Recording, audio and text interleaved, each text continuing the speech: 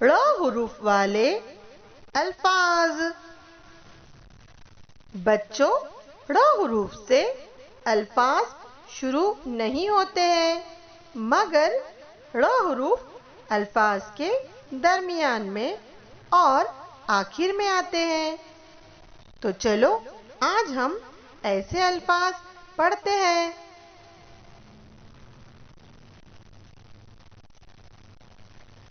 दराड़, भीड़, पहाड़, गुड़िया, भेड़, घड़ी, हथौड़ा, कौड़ी, आड़, गुड़,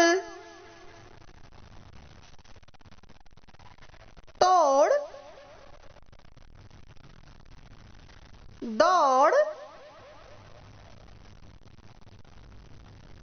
उड़ान,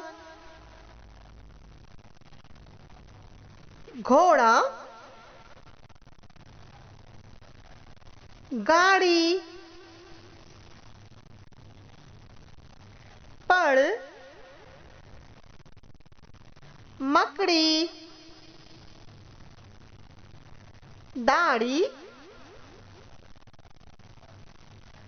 झाड़ी, कुल्हाड़ी, जकड़, पकड़, अकड़, लड़ना, कूड़ा, टुकड़ा,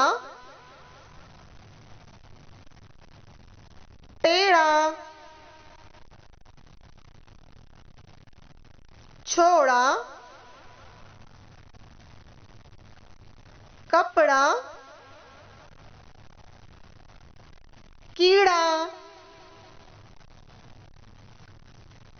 चिड़िया, फोड़ा,